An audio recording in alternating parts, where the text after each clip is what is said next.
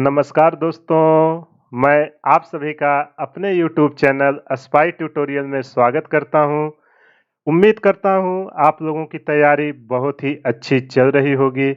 अभी तक हमने जितना कुछ भी देखा या सीखा, वो सब समझ में आ गया होगा। आइए आज के लेक्चर में हम एक नया चैप्टर शुरू करते हैं, जिसका नाम है लॉ ऑफ मोशन। पिछले लेक्चर में हम लोगों ने काइनेमेटिक्स के मोशन इन प्लेन और मोशन इन वन लाइन सब फिनिश कर दिया है। इस लेक्चर को देखने से पहले आप एक बार मैथमेटिकल टूल का मैंने 10 से 15 लेक्चर की एक प्लेलिस्ट बनाई हुई है, उसको आप जाके जरूर देखिए। अगर उसको नहीं देखोगे, आपको फिजिक्स पूरा चैप्टर आपको टफ ही लगने वाला है। तो आइए शुरू करते हैं लॉ ऑफ मोशन। तो लॉ ऑफ मोशन में सबसे पहले हमें जो एकदम बेसिक टर्म है फोर्स, उसको समझना बहुत ही जरूरी है। तो आइए शुरू करते हैं, फोर्स होता क्या है। तो देखो, अभी जैसे दो आदमी हैं, मान लेते हैं एक आदमी है ए और एक आदमी है बी। अब अगर कोई आपसे पूछे कि बताइए ए और बी में कौन ज्यादा ताकतवर है, तो आप कैसे इनको जज करोगे? तो आप क्या करोगे, एक मान लेते हैं ब्लॉक रख देते हैं 10 kg का। अब आप पहले ए को बुलाओगे। अगर ए ने इसको उठा लिया तो आप बोलोगे ए ज्यादा ताकतवर है, और बी इसको उठाने आया, बी से उठ ही नहीं रहा है 10 kg, तो आप क्या बोलोगे कि बी से ज्यादा ए के पास बल है। तो उसी को बोलते हैं फोर्स, जो कि कितने फोर्स से कोई आदमी किसी ऑब्जेक्ट को पुल कर रहा है। इसका डेफिनेशन अभी हम आगे स्लाइड में अच्छे से समझेंगे। जैसा कि आप इस इमेज में देखिए, एक आदमी है जो पैराशूट से नीचे आ रहा है। अब देखो, जब इस आदमी को देखो, इसका वेट जो है mg, आदमी का कुछ मास होगा m, इसका mg लग रहा है नीचे की तरफ। तो mg एक फोर्स है, इसको बैलेंस कौन कर रही है? ये सब जो रोप लगी है बैलून में, तो इन सब पे एक फोर्स आ रहा है जो इसके mg के बराबर है, जो इसको बैलेंस कर रहा है। तो उसी के सहारे ये इजीली जमीन पे उतर पाता है। तो आई होप आपको फोर्स का एक आइडिया आ गया होगा। आइए इसका डिफिनेशन देखते हैं कि फोर्स होता क्या है। देखो, push or pull of an object is considered a force. देख लीजिए, मान लीजिए एक ऑब्जेक्ट है, इसको अगर आप चाहे पुश कर रहे हो, अगर इसको आप पुश कर रहे हो, ये मान लेते हैं ए पॉइंट पे था, जब आपने इस पे 5 न्यूटन का बल लगाया, तो ए ऑब्जेक्ट आ गया बी पोजीशन पे। तो देखो, इसका पोजीशन चेंज हुआ, तो हम इस पे क्या बोलेंगे कि इस पे 5 न्यूटन का बल लगाते ही ए पोजीशन से बी पोजीशन पे पहुंच गया। जस्ट इसके अपोजिट कर सकते हैं, एक ऑब्जेक्ट है, अब इसको हम पुल कर रहे हैं। एक आदमी है जो इसको 5 न्यूटन से खींच रहा है। तो जब इसको खींचेगा तो क्या होगा, इस डायरेक्शन में मोशन करेगा। तो वही बोल रहा है कि फोर्स वो है जिससे आप किसी ऑब्जेक्ट को पुश या पुल कर सकते हो। दूसरा point, terms like stretch and squeeze can also be use to denote force. देखो, कोई भी रस्सी होती है, अगर आप उसको खींचते हो तो उससे भी जो ऑब्जेक्ट मूव होता है, बोलते हैं उसमें फोर्स आ गया है। Third point, the push or pull of an object with mass causes it to change its velocity. आइए इसको एग्जांपल के साथ थर्ड पॉइंट समझते हैं। अब देखो, कोई एक ऑब्जेक्ट है जो आपका 5 मीटर पर सेकेंड से मोशन कर रहा था। अभी ये कंडीशन 1 थी। अब कंडीशन 2 में हमने क्या किया कि इस ऑब्जेक्ट पे एक हम 10 न्यूटन का फोर्स लगा दिए। अब जब हम 10 न्यूटन का फोर्स लगाएंगे और इसका कुछ मास है, मान लेते हैं एम मास है, ए भी एम मास है, तो जब इस पे हम मास पे 10 न्यूटन का फोर्स लगाएंगे, ये तो 5 मीटर पर सेकेंड से जा ही रहा था कि इसमें असलरेशन डेवलप हो जाएगा, जिसके कारण इसकी वेलोसिटी इंक्रीज हो जाएगी। वही वो कह रहा है कि the push or pull on an object with mass cause it to change its velocity. Fourth point है, force is an external agent capable of changing a body state of rest और मोशन। देखो, ये कह रहा है कि force एक ऐसा एजेंट है, अगर कोई एक बॉडी है, मान लेते हैं एक बॉडी है जो आपका 5 मीटर पर सेकेंड से मूव कर रहा है। अब आगे एक दीवार है, ये आते हुए सपोज इस दीवार से टकरा गई, तो क्या इसको ये आगे जाने देगी? नहीं जाने देगी। तो जो इसका 5 न्यूटन फोर्स था, जस्ट उसके अपोजिट एक इस पे 5 न्यूटन का फोर्स डेवलप होगा जो इसको रोक देगा। वही ये बोल रहा है। और देखो दूसरा कंडीशन, ये बॉडी है रेस्ट में पड़ी हुई है, कंडीशन ए। कुछ टाइम बाद एक बंदा आया, अब इस पे उसने 5 सपोज 20 न्यूटन का फोर्स लगाया। अब जब 20 न्यूटन का इस पे फोर्स लगाएगा तो ये क्या होगा? ये एक्सेलरेशन से मोशन करना चालू कर देगा। तो इसका पोजीशन देखो, यहाँ ये रेस्ट में था, लेकिन जैसे ही आपने फोर्स लगाया तो ये किस में आ गया? ये मोशन में आ गया।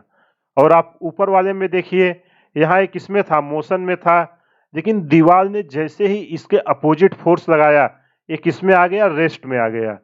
देखो ये फोर्स बहुत ही एक बेसिक चीजें हैं। अगर आपका बेसिक अंडरस्टैंडिंग क्लियर रहेगा तो लॉ ऑफ मोशन में आपको कहीं भी प्रॉब्लम्स नहीं आने वाली है। फिफ्थ पॉइंट है, it has a magnitude and a direction.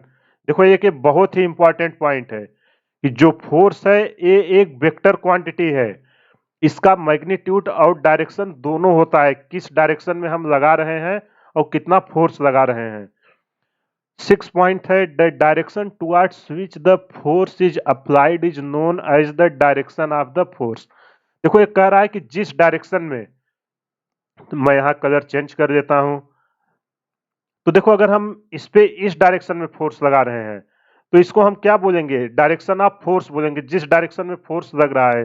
Suppose इसका अपोजिट करता हूं, अब मैं इस पे इस साइड से फोर्स लगा रहा हूं, तो इसका डायरेक्शन किस साइड होगा? फोर्स का इस साइड होगा, और इसका किधर होगा? इस साइड होगा। वही ये कह रहा है, the force can be measured using a spring balance. देखो ये आगे आप प्रैक्टिकल में देखेंगे कि जो फोर्स होता है वो ये स्प्रिंग बैलेंस से हम मेजर करते हैं। वहां F इक्वल टू के एक्स होता है, आपने देखा होगा स्प्रिंग बैलेंस में। वहां स्प्रिंग पे हम कुछ वेट रखते हैं, स्प्रिंग इंडेक्स होती है जिससे के की वैल्यू पता चल जाती है। वहां जब हम स्प्रिंग को मानो जब फोर्स लगाएंगे तो स्प्रिंग कुछ खिंचा जाती है, तो कितना खिंचाती है वो एक्स डिस्टेंस जितना होगी हमें के पता है, एक्स भी पता है, तो यहां से हम एफ निकाल देते हैं। वही ये बोल रहा है कि the force can be measured using a spring balance. अब फोर्स की एसआई यूनिट क्या है? न्यूटन है। तो ये बहुत ही इंपॉर्टेंट पॉइंट्स हैं, इन सबको आप अच्छे से याद रखिएगा।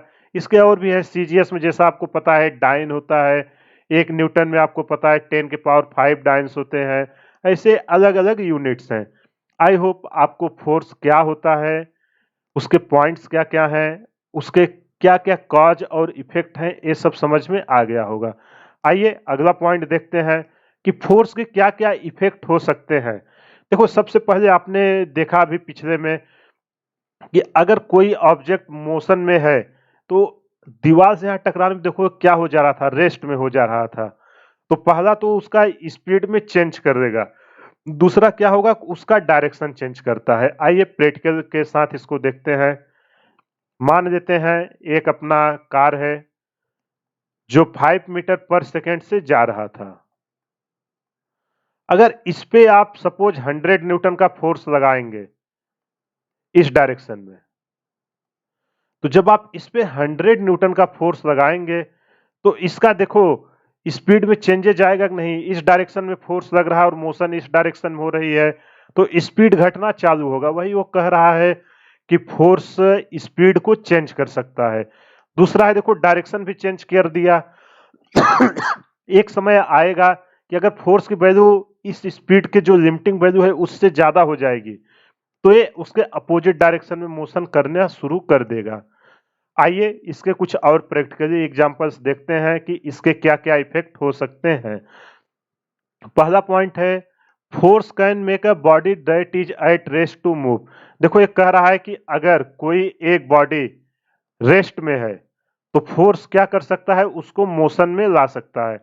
अब इस पे हमने एक फोर्स लगाया तो बॉडी क्या करना शुरू कर देगी? भी वेलोसिटी से मूव करना शुरू कर देगी, ए एक्सेलरेशन से। इसके बाद दूसरा पॉइंट है, it can stop a moving body और स्लो इट डाउन। देखो दूसरा पॉइंट ये कह रहा है कि जो फोर्स है आपका, देखो ये बहुत ही बेसिक है, अच्छे से समझना। एक कोई भी एक ऑब्जेक्ट है, अगर ये ए एक्सेलरेशन से जा रहा है, मैं इसके अपोजिट एक डी एक्सेलरेशन का लगा दूं, ए डैक्स, इधर ए है, तो अगर ए डैक्स ए से ज्यादा हुआ तो क्या होगा? बॉडी इसके अपोजिट डायरेक्शन में मोशन करना शुरू कर देगी। वही वो बोल रहा है कि it can stop a moving body और slow it down. Third point है, it can accelerate the speed of moving body. देखो फोर्स जो है, अगर आप जिस डायरेक्शन में मोशन कर रहा है उसी डायरेक्शन में फोर्स लगाओगे तो उसकी स्पीड इंक्रीज होगी, और उसके अपोजिट में लगाओगे तो इसकी स्पीड डिक्रीज होगी।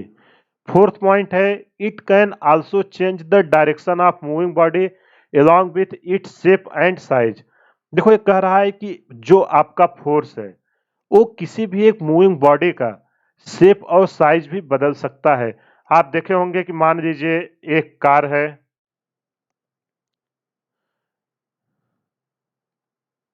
एक कार इधर भी स्पीड से जा रही है और इधर से एक बस आ रही है, ये आ रही है यू स्पीड से, सेम ट्रैक पे है। अब देखो ये दोनों जब सेम ट्रैक पे आ रही है, एक ऐसा टाइम आएगा कार बस से टकराएगी कि नहीं। आपने रोड पे देखा होगा कि बस से अगर कार टकराती है तो क्या होता है, कार का पूरा शेप ही बदल जाता है। तो उस पे क्या लगता है, एक फोर्स लगता है। वही वो कह रहा है कि जो एक फोर्स है वो उसका शेप और साइज वो दोनों बदल सकता है। तो आई होप आपको ये समझ में आ गया होगा कि फोर्स के क्या क्या कॉज हैं। देखो टाइम कम है इसलिए मैं इसको कम से कम समय में फोर्स का बेसिक चीजें जो है वो कवर कर रहा हूँ। इतना आप सीख लोगे, इससे आगे की कोई जरूरत नहीं है। अब आइए अगला पॉइंट देखते हैं, फार्मूला फॉर फोर्स। अब देखो फार्मूला फोर्स का होता क्या है, तो इसको सबसे पहले समझते हैं।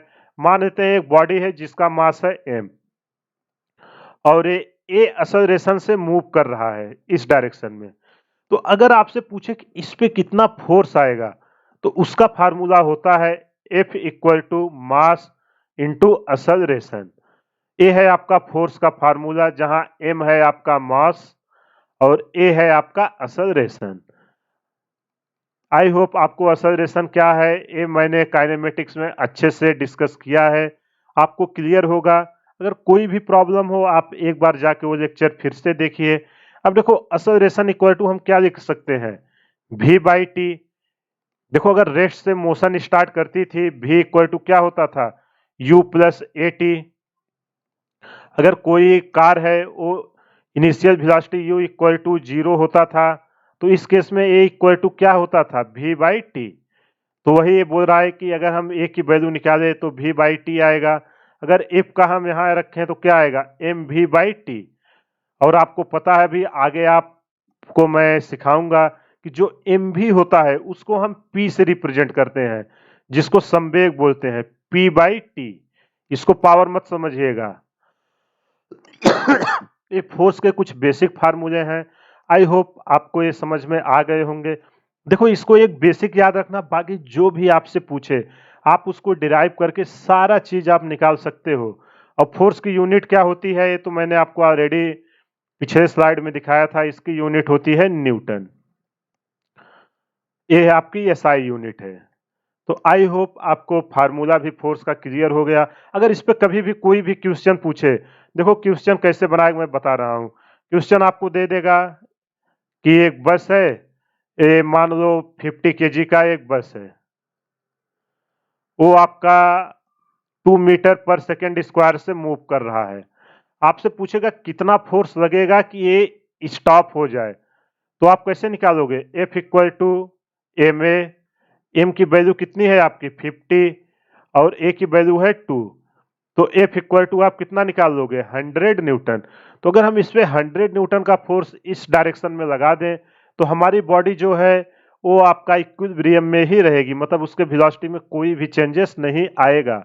आई होप आपको समझ में आ गया कि क्वेश्चन कैसे इस पे फॉर्म होते हैं। आइए अगला टॉपिक शुरू करते हैं। अब देखो समझते हैं कि टाइप्स ऑफ फोर्स, कितने टाइप के आप फोर्स होते हैं।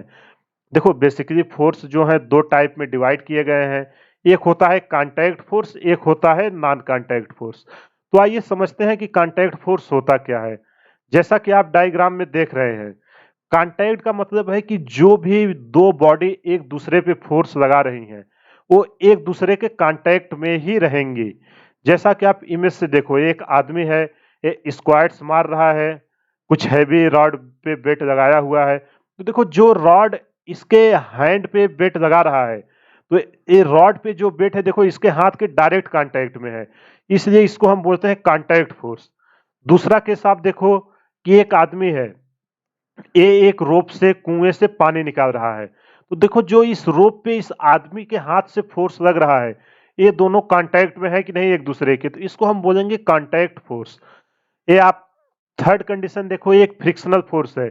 एक सर्कुलर में एक आदमी होता नहीं जो पैर में शूज पहन के आप स्ट्रेचिंग करते हो, तो उस पे देखो जो स्ट्रेचिंग पे आपका फोर्स लग रहा है आपके द्वारा, वो क्या है, डायरेक्ट कांटेक्ट में आ रहा है। तो कांटेक्ट का सीधा सा मतलब है कि जो बॉडी दूसरे बॉडी पे फोर्स लगा रही है, वो दोनों एक दूसरे के कांटेक्ट में ही रहेंगी। अगला पार्ट है नॉन कांटेक्ट फोर्स।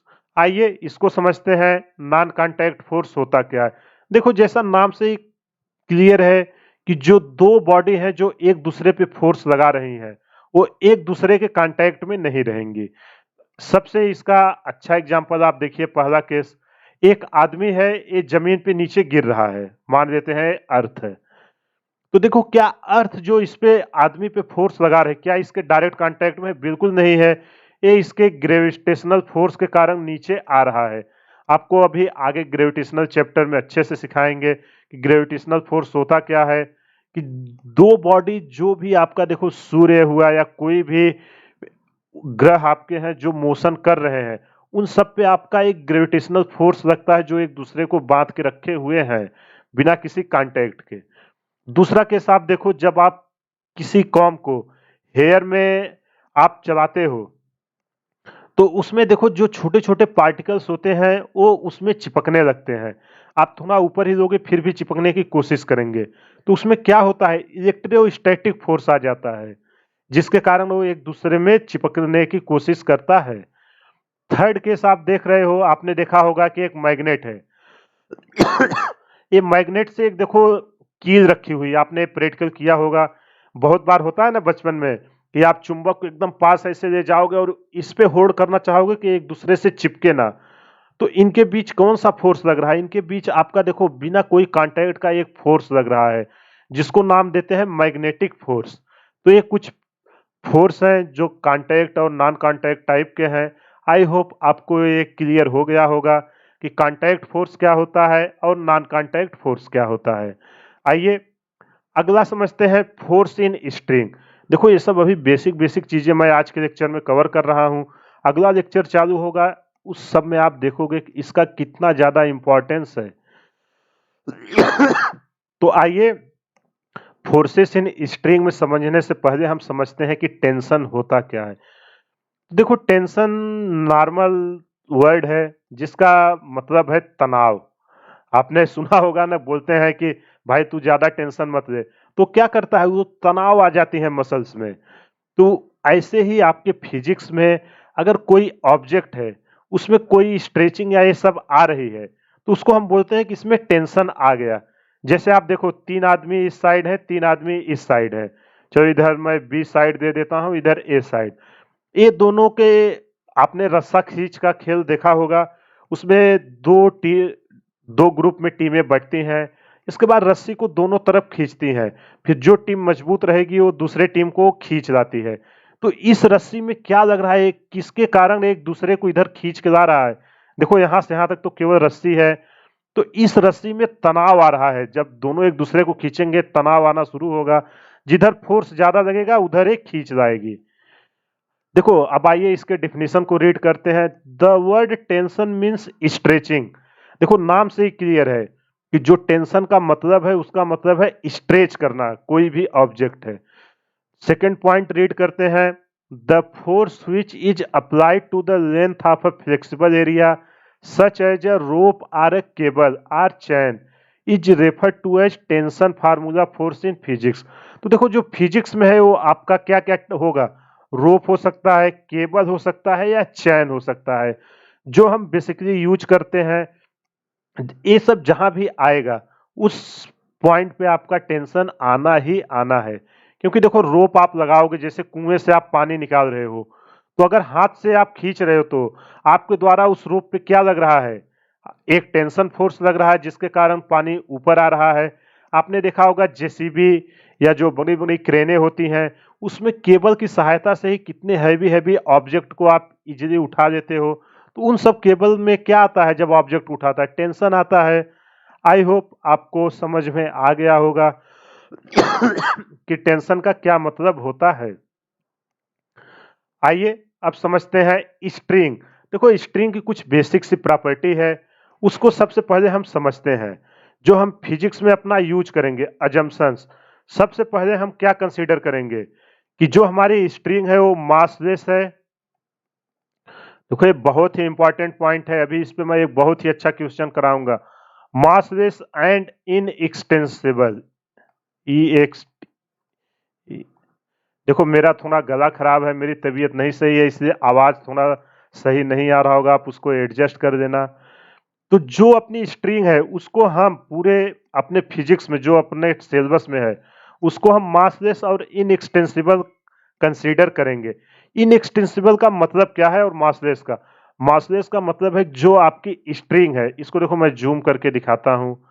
जो ये स्ट्रिंग है, इसको हम अज्यूम करेंगे कि इसका कोई भी वेट नहीं है, सिस्टम के कंपैरिजन में ये मासलेस है, उसके वेट को कंसीडर नहीं करेंगे। और दूसरा, जब ये इनएक्सटेंसिबल है, मान लेते हैं ये पॉइंट है ए और ये पॉइंट है बी, अब इसको हमने एकदम टाइट करके रखा हुआ है, ए है टाइट पोजीशन में। अब देखो जब ये स्ट्रिंग एकदम आपकी टाइट है, यहां मैं लिख देता हूं if string is tight.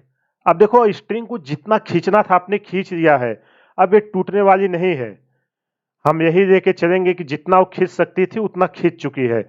If string is tight, अब देखो जब जब स्ट्रिंग टाइट है, तो जब ये टाइट है तो इसको क्या ए और बी पोजीशन पे कोई चेंजेस आएगा? बिल्कुल नहीं आएगा, क्योंकि अगर चेंजेस आएगा तो टाइट रहेगी नहीं। तो अगर ये दोनों मान लेते हैं, इसके बीच की डिस्टेंस कितनी है डी, तो जो इनके बीच की डिस्टेंस है, किसी भी पॉइंट पे आप लोग distance between A B equal to constant, किसी भी इंस्टेंट पे लोगे, देखो ये बहुत ही इंपॉर्टेंट पॉइंट है, इसको आप ध्यान से रखिएगा। इसी कॉन्सेप्ट पे आप देखोगे स्ट्रिंग के कितने अच्छे अच्छे क्वेश्चन एकदम इजीली आप लोग कर दोगे।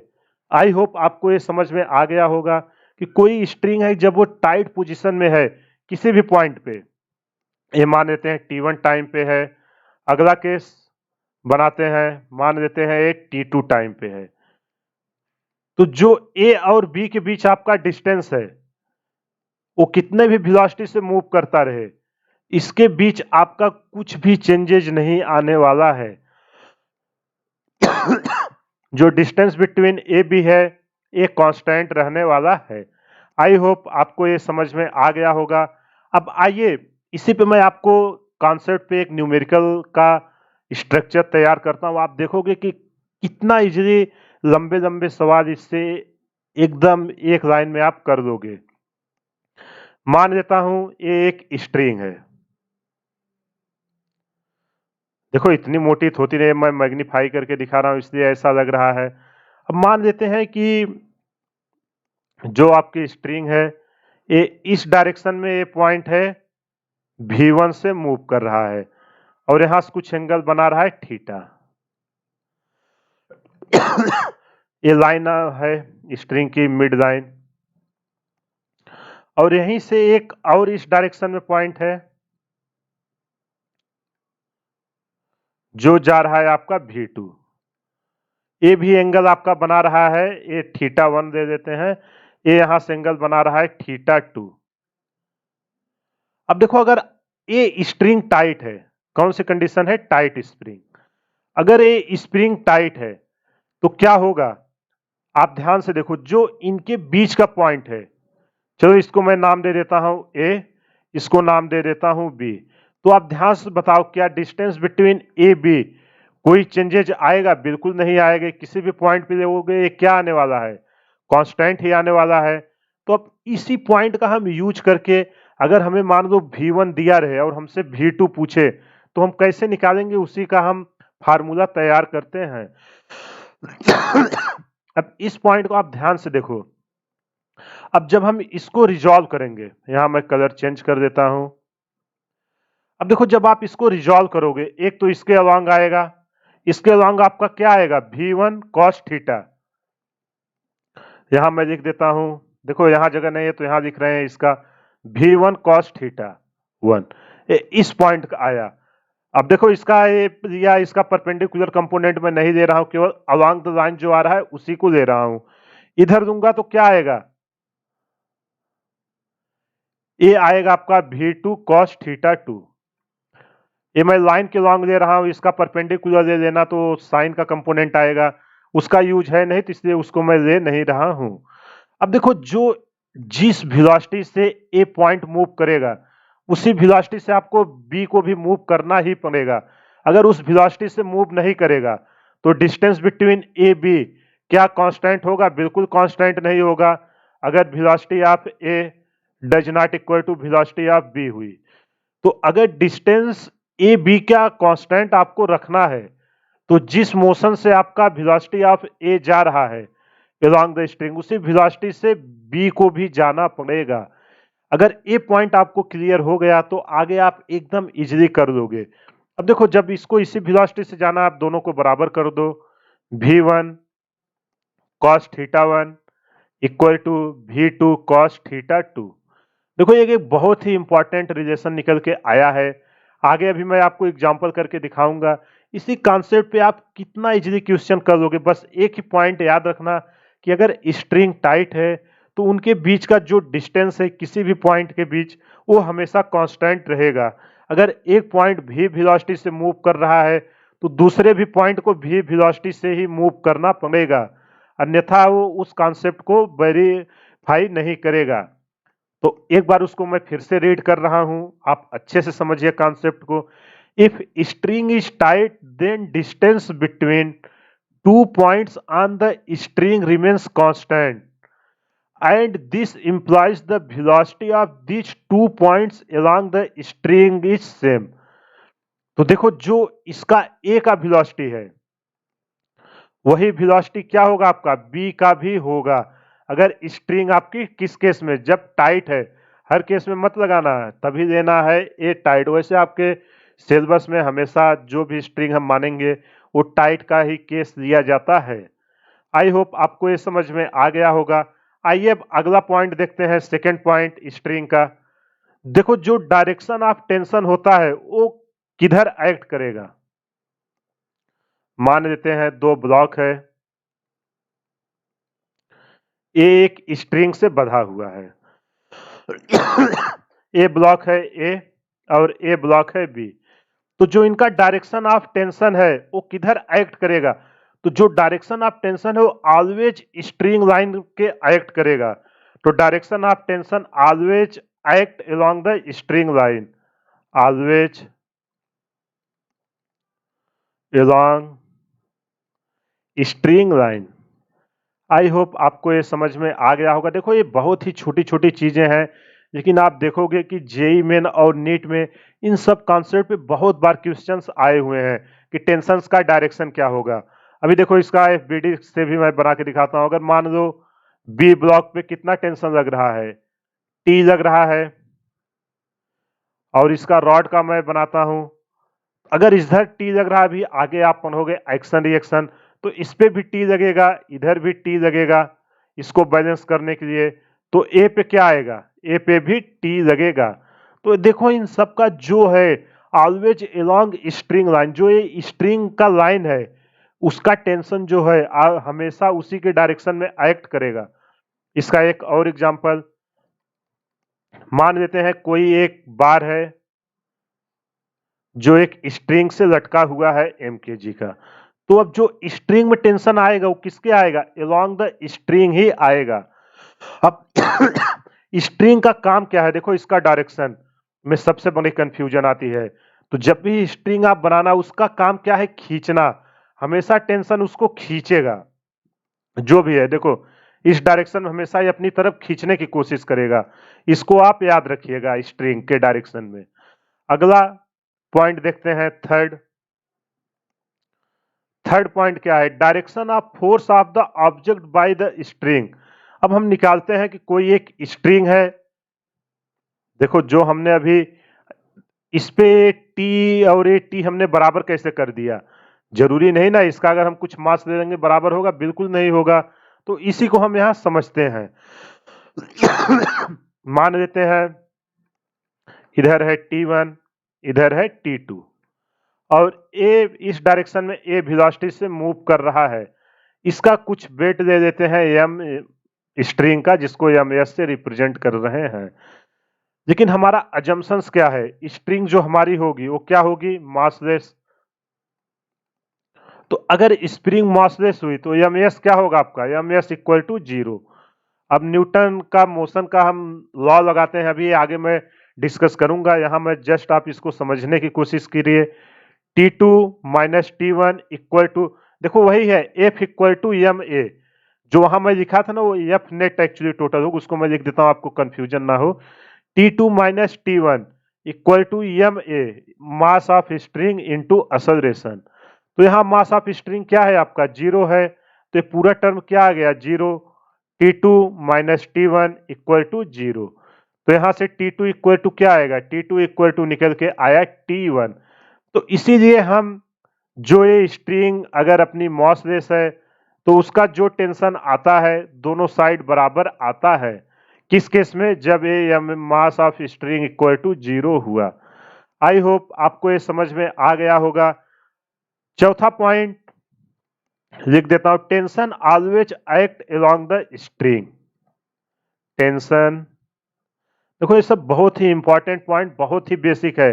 अगर ये बेसिक आपको नहीं क्लियर होगा, ये पूरे फिजिक्स में आपको जब तक न्यूटन लॉ ऑफ मोशन चलेगा तब तक परेशान करने वाला है। स्टूडेंट लोग समझ ही नहीं पाते कि स्ट्रिंग के दोनों तरफ टेंशन बराबर आ कैसे गया, क्योंकि टीचर उन्हें बताते नहीं कि ये स्ट्रिंग है, मासलेस है, सीधा बुक से फार्मूला दिखा देते हैं। इसलिए मैं यहाँ आपको पूरा कॉन्सेप्ट सिखा रहा हूँ, आप उसको अच्छे से सीखिए। आई होप आपको ये समझ में आ गया होगा। स्ट्रिंग के बारे में जो बेसिक बेसिक चीजें थी वो मैंने डिस्कस कर दिया है। आइए इस पे कुछ क्वेश्चंस करते हैं, आपकी अंडरस्टैंडिंग और अच्छे से आएगी। चलिए पहला क्वेश्चन मान लेते हैं, एक ब्लॉक है ए, ए एक दूसरे ब्लॉक से, मान लेते हैं ए ब्लॉक है बी। जो बी की वेलोसिटी है अपने को दिया हुआ है 5 मीटर पर सेकेंड, और ये दोनों जो है अपना एक स्ट्रिंग से कनेक्टेड है। तो आपसे पूछ रहा है वेलोसिटी ऑफ ए बताइए क्या होगा। देखिए जो भी कॉन्सेप्ट मैंने डिस्कस किया है कि बहुत ही इजी सा क्वेश्चन है, आप खुद से ट्राई करिए। नहीं होता है तो मैं सॉल्व कर रहा हूं, आप इससे मैच कराइए कि मिस्टेक्स हुई कहां। अब देखो अगर एक स्ट्रिंग से जुटा है, चलिए सॉल्यूशन शुरू करते हैं। तो अगर एक स्ट्रिंग से जुटा है, एक टाइट कंडीशन में है, तो आपके दिमाग में क्या आएगा, जो डिस्टेंस है किसी भी दो पॉइंट के बीच वो क्या रहने वाली है, कांस्टेंट रहने वाली है। तो जो देखो जो इनके बीच की डिस्टेंस है किसी भी दो पॉइंट की, वो सब क्या रहने वाली है, कांस्टेंट ही रहने वाली है। और जब ये दोनों एक दूसरे से बंधे हुए हैं, अगर ये 5 मीटर पर सेकंड से जा रहा है तो ये पॉइंट कितने मीटर से जाएगा। देखो आंसर तो आप तुरंत निकाल दोगे 5 मीटर पर सेकंड, लेकिन मैं आपको कॉन्सेप्ट सिखाने की कोशिश कर रहा हूं, आप इसको सीख लेंगे, अभी आगे अच्छे अच्छे क्वेश्चन आएंगे तो वहां आपको डिफिकल्टी नहीं होगी। अगर ये 5 से ऐसे हर पॉइंट कितने से जाएगा, 5 से, तो जो लास्ट वाला आएगा वो भी कितने से मूव करेगा, 5 मीटर पर सेकेंड। तो जो वेलोसिटी आप ए निकल के आई वो कितना निकल के आएगी आपकी, 5 मीटर पर सेकेंड। आई होप आपको एक कॉन्सेप्ट क्लियर हो गया होगा। मैंने बस वही लगाया, distance between A B equal to constant, उसी का कॉन्सेप्ट लगाया और ए अपना बराबर आ गया। देखो जिस वेलोसिटी से मूव करेगा उसी वेलोसिटी से मूव करेगी, ये रहा आपका पहला केस। लेकिन अगर यही स्ट्रिंग कुछ एंगल पे होती तो क्या वो सेम वेलोसिटी से जाता, बिल्कुल नहीं। आइए अब उस पे एक क्वेश्चन करते हैं तो अच्छे से समझते हैं। अब देखो ये क्वेश्चन मैं बना रहा हूं, ध्यान से देखिए। ये रहा आपका एक ब्लॉक, यहां से एक स्ट्रिंग आ रही है, यहां एक पुल्ली लगी हुई है। अब इस पुल्ली से यहां आपका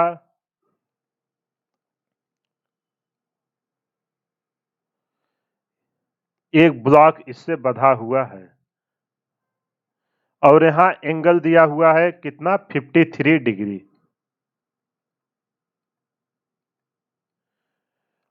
आपको बोल रहा है ये ब्लॉक ए है, इसकी वेलोसिटी दिया हुआ है 10 मीटर पर सेकेंड। देखो घबराइएगा मत, आप क्वेश्चन को अच्छे से समझिए, खुद से ट्राई करिए, फिर तो मैं सॉल्व कर ही रहा हूं। वही कॉन्सेप्ट लगाना है कि वेलोसिटी जो स्ट्रिंग का दो पॉइंट के बीच अगर डिस्टेंस सेम है तो दो पॉइंट के बीच वेलोसिटी भी सेम रहेगी। तो आपसे पूछ रहा है ये जो ब्लॉक है, अगर ये इस डायरेक्शन में जा रहा है तो इसकी वेलोसिटी इस डायरेक्शन में आएगी v। तो आपसे पूछ रहा है v का क्या स्पीड होने वाला है। आप वीडियो को पॉज करिए, खुद से ट्राई करिए, ना हो तो मैं सॉल्व कर रहा हूं, फिर आप देखिए। आई होप आपने ट्राई कर दिया होगा। अगर आपसे सॉल्व हो गया तो बहुत ही अच्छी बात, नहीं हुआ है तो आइए मैं शुरू करता हूं, आप सॉल्यूशन देखिए। अब देखो ध्यान से, आप देखो यहां मैं कलर चेंज करता हूं। अगर ये इस स्पीड से बढ़ा हुआ है, अगर ये 10 मीटर से जा रहा है तो ये पॉइंट कितने से जाएगा 10 से, ये भी कितने से 10 से, ये कितने से 10 से। कोई चेंजेज आने वाले हैं? कोई नहीं, क्योंकि स्ट्रिंग एक ही है। ए भी 10 से, ए भी 10 से, तो स्ट्रिंग का कोई भी पॉइंट जो है वो सब 10 मीटर पर सेकेंड से मूव कर रहा होगा। लेकिन क्या ये पॉइंट जो है ब्लॉक, क्या ये आपका किस वेलोसिटी से जाएगा? सबसे पहले आप उसको समझिए। देखिए यहां मैं इसका कैसा केस है, कुछ वैसा डायग्राम बनाने की कोशिश करता हूं।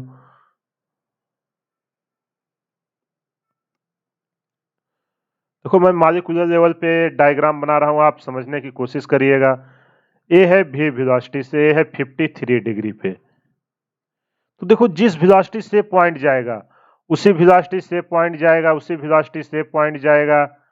ये सब आपका एक पॉइंट उसी वेलोसिटी से जाने वाला है। अब अगर ये पॉइंट हम यहाँ कंसीडर करें तो ये कितने से जा रहा है 10 से। अगर हमें इस पॉइंट का भी वेलोसिटी चाहिए तो इसका हम क्या लेंगे, कंपोनेंट लेंगे। तो जब हम उसका कंपोनेंट लेंगे तो हमें वेलोसिटी बराबर आ जाएगी। आइए उसी का हम रिजॉल्व करते हैं। तो अपने को इस लाइन पे रिजॉल्व चाहिए इधर का, तो इधर का आपका क्या करोगे। देखो इसको मैं यहाँ फिर से एक नई स्लाइड में बना दे रहा हूं ताकि आपको समझ में आ जाए। देखो आपका कुछ ऐसा आया है ट्रायंगल, कितने डिग्री पे है ये 53 डिग्री पे।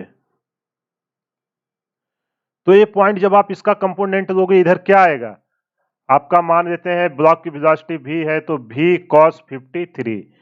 और आपको एक मैं ट्रायंगल बता रहा हूं, आप याद रखिएगा, एक बहुत ही फेमस ट्रायंगल है। अगर ये एंगल आपका 37 डिग्री है और ये एंगल 53 डिग्री है तो ये साइड होगी 3, 4 और 5। इसको आप याद रखिएगा, आपसे जो भी साइन कॉस टैन पूछे यहां से आप इजीली निकाल देना है। 37 है 53 है, तो अपने को देखो कॉस 53 की वैल्यू चाहिए। तो कॉस क्या होता है आपका आधार बटे कर्म। तो आइए, और ये किस वेलोसिटी से जा रहा है 10 मीटर पर सेकेंड से। तो जो इन दोनों पॉइंट की वेलोसिटी होगी, स्ट्रिंग का कॉन्सेप्ट लगाते हैं, वो बराबर होगा। तो आइए इन दोनों को बराबर करते हैं। v cos 53 equal to 10। cos 53 की वैल्यू कितनी आएगी, cos 53 आप यहां से निकालो। इसके लिए क्या होगा, बेस ये होगा 3/5 इक्वल टू 10। यहां से जब हम भी निकालेंगे तो निकल के आएगा 50/3 मीटर पर सेकेंड। तो जो आपका ब्लॉक है वो किस स्पीड से जा रहा होगा, 50/3 मीटर पर सेकेंड से जा रहा होगा। अगर आपका यही आंसर आया है तो बहुत ही अच्छी बात, आपको कॉन्सेप्ट समझ में आ रहे हैं। अगर नहीं आया तो आप एनालिसिस करिए कि मिस्टेक्स आपसे कहाँ हो रही है। बस देखो कुछ नहीं किया, हमें पता है कि अगर कोई स्ट्रिंग है उसका वेलोसिटी किसी भी पॉइंट पे दो पॉइंट भी हमेशा सेम रहने वाला है अलोंग द स्ट्रिंग, अगर वो टाइट है तो। बस उसी को लगाया, रिजॉल्व किया, सीधा आंसर आ गया। आइए एक और क्वेश्चन करते हैं। इससे आपकी अंडरस्टैंडिंग और अच्छी डेवलप हो जाएगी। मान लेते हैं एक ये है आपकी पुल्ली, इस पे एक स्ट्रिंग लगी हुई है, यहाँ से एक आपका ब्लॉक है। देखो डायग्राम तो मेरा उतना अच्छा है नहीं, आप केवल समझ जाइए कि है क्या। इससे एक दूसरा ब्लॉक बंधा हुआ है,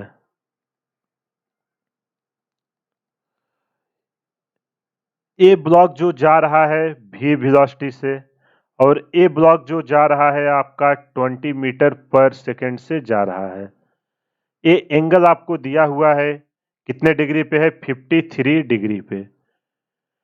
और आपसे ये एंगल भी दिया हुआ है, कितने पे है? 37 डिग्री पे। आपसे पूछ रहा है कि v क्या होगा, सेम कॉन्सेप्ट। देखो क्वेश्चन समझ में आया कि नहीं? आप फिर से देखिए, एक पुल्ली है जिससे एक स्ट्रिंग, एक कंटिन्यूअस स्ट्रिंग है। हमेशा याद रखना, जितने भी स्ट्रिंग मैं डिस्कस कर रहा हूं सब कंटिन्यूअस की ही बात हो रही है। तो एक स्ट्रिंग है जो पुल्ली से आके यहाँ बंधी हुई है। जो इस ब्लॉक से एंगल बना रहा है वो 53 डिग्री बना रहा है, इस ब्लॉक से 37 डिग्री। जो आपका ये ब्लॉक है बी, इसका नाम दे देता हूं, ये 20 मीटर पर सेकेंड से मूव कर रहा है। तो आपसे पूछ रहा है कि जो ए ब्लॉक है उसकी वेलोसिटी क्या होगी, ये बताना है। आप वीडियो को पॉज करिए, क्वेश्चन को खुद से ट्राई करिए। अगर नहीं होता है तो फिर मैं सलूशन जो बताऊंगा आप उसको फॉलो करिए। आई होप आपने ट्राई कर लिया होगा। अगर आपसे सॉल्व हो गया तो बहुत ही अच्छी बात, अगर नहीं हुआ है घबराने की कोई बात नहीं, मेरे साथ सॉल्व करिए और देखिए कि क्या मिस्टेक्स हो रही है। तो आइए सेम कॉन्सेप्ट हम लगाते हैं। देखो जब भी कॉन्सेप्ट लगाना आप देखना कि किस पॉइंट पे आपको वेलोसिटी पता है। तो देखो आप ध्यान से देखो, इस पॉइंट पे आपको वेलोसिटी पता है कि नहीं? इस पॉइंट पे हमको वेलोसिटी पता है। तो अगर हम किसी तरह ये स्ट्रिंग के पॉइंट पे जो वेलोसिटी हो रही है वो पता चल जाए उसके अलोंग, तो हम इजीली इसको निकाल सकते हैं कि नहीं? तुरंत निकाल लेंगे। आइए उसी को लगाते हैं। अब देखो इसको मैं आगे एक्सटेंड करता हूं। अब ध्यान से देखो, अगर ये 37 यहां बना रहा था तो यहां से कितना बनाएगा? 37 डिग्री। कुछ नहीं कर रहा हूं, ये स्ट्रिंग को मैं इसके आगे ला रहा हूं। अब ये देखो, ये आपका 20 मीटर पर सेकेंड है और यहां से 37 बना रहा है। तो देखो मैं स्ट्रिंग पे कोई भी अननोन नहीं, हम पहले वेलोसिटी स्ट्रिंग पे ला रहे हैं कि स्ट्रिंग के अलोंग कितनी वेलोसिटी इसकी है। अगर हमें इसके अलोंग ये पता चल गया तो हम यहां से इसका कंपोनेंट लेके तुरंत निकाल देंगे, ये अपना कॉन्सेप्ट रहने वाला है। तो इस पॉइंट के अलोंग वेलोसिटी कितनी आने वाली है? 20 cos 37। वो फेमस ट्रायंगल आपको याद ही होगा, नहीं याद है तो मैं फिर से ड्रॉ कर देता हूं। अगर ये है 37 डिग्री, ये आएगा 3, ये आएगा 4 और ये आएगा 5। अगर ये 37 है, 90 है तो ये कितना होगा? 53 डिग्री। तो आपसे किसका पूछ रहा है? cos 37। तो 20 cos 37 निकालिए, कितना निकल के आएगा? 20 इंटू कॉस 37 की वैल्यू निकल के आएगी। यहां से देखिए, cos 37 Aadhaar by hypotenuse means 4/5। यहां से जब आप सॉल्व करोगे निकल के आएगा 16 मीटर पर सेकेंड। देखो जैसे मैंने स्ट्रिंग को यहां से एक्सटेंड किया तो इसके अलोंग वेलोसिटी निकल के कितना आ गया किसी भी पॉइंट पे? 16 मीटर पर सेकेंड। अब देखो हमें जैसे ही एक पॉइंट पे वेलोसिटी पता चली तुरंत हम इसका कंपोनेंट लेके इधर निकाल सकते हैं कि नहीं? तो जब इस स्ट्रिंग के लॉन्ग इसका कंपोनेंट लेंगे तो क्या निकल के आएगा? v cos 53 equal to 16। तो यहां से जब cos 53 की आप वैल्यू डालोगे वो निकल के आएगी 3/5 इक्वल टू 16। यहां से जब v की वैल्यू आप निकालोगे 80/3 मीटर पर सेकेंड। तो देखो हमने स्ट्रिंग के कॉन्सेप्ट को लगा के कितना इजीली, अगर आप वैसे मेथड से जाओगे बहुत ही लंबा क्वेश्चन होने वाला है, लेकिन आप स्ट्रिंग के एक बेसिक से कॉन्सेप्ट से देखो कितना इजीली आपने इस पॉइंट का वेलोसिटी निकाल लिया। कुछ नहीं किया, यहाँ आपको इस ब्लॉक का दिया था इस डायरेक्शन में। सबसे पहले आप वेलोसिटी को स्ट्रिंग पे लाने की कोशिश कीजिए जो नोन है। जैसे ही वो उस पे आ गया, अगला पॉइंट पे जहां अननोन है पूछ रहा है उसका कंपोनेंट ले लीजिए, तुरंत आंसर आ जाएगा। तो देखो स्ट्रिंग के 2-3 कॉमन फॉर्मेट के क्वेश्चन थे जो मैंने डिस्कस किया। आई होप आपको सारे समझ में आ गए होंगे। अगर आपको कहीं भी कुछ भी प्रॉब्लम हो तो आप हमें टेलीग्राम पे मैसेज करिए या कमेंट करके बताइए, आपके सारे क्वेश्चंस के आंसर मिलेंगे। आई होप आज का लेक्चर आपको समझ में आ गया होगा। अगर कहीं भी कुछ भी डाउट हो तो आप हमें कमेंट करके बताइए। नेक्स्ट लेक्चर में हम लोग न्यूटन लॉ ऑफ मोशन शुरू करेंगे। आज का लेक्चर बहुत ही बेसिक था। और हाँ, बहुत स्टूडेंट मुझे कमेंट कर रहे थे कि क्लासेस कब से चालू होंगी, तो मैं आपको बताना चाहता हूँ कि देखो क्लासेस यहाँ इस चैनल पे बिल्कुल बंद नहीं होगी। मैं आपको पूरा का पूरा फिजिक्स यहाँ कवर कराने वाला हूँ। पिछले 1 महीने से मेरी तबीयत ठीक नहीं थी, थोड़ा हेल्थ इशू था, तो मैं वीडियो शूट करने की स्थिति में था नहीं, इसलिए आपके वीडियोस थोड़ा आ नहीं रहे थे। लेकिन कोई नहीं, आपके एग्जाम तक मैं दिन में 2-2 वीडियो डाल के वो सब कवर कर दूंगा। बस आप फोकस होके पढ़ाई करिए। जितना मैं आपको कंटेंट दे रहा हूँ आप उस पे बिलीव करके पूरा देखिए। मेरी गारंटी है फिजिक्स में आपका एक भी क्वेश्चन गलत नहीं होगा। जिस दिन आपका जेई या नीट होगा, मैं आपको अपने कंटेंट से सारे क्वेश्चन मैच करा के दिखा दूंगा। भले न्यूमेरिक डेटा चेंज हुआ रहेगा लेकिन कॉन्सेप्ट एक भी बाहर नहीं जाएगा। आई होप आपको सारे पॉइंट्स क्लियर हो गए होंगे। तो इसी के साथ आज का लेक्चर समाप्त करते हैं। मिलते हैं अगले लेक्चर में।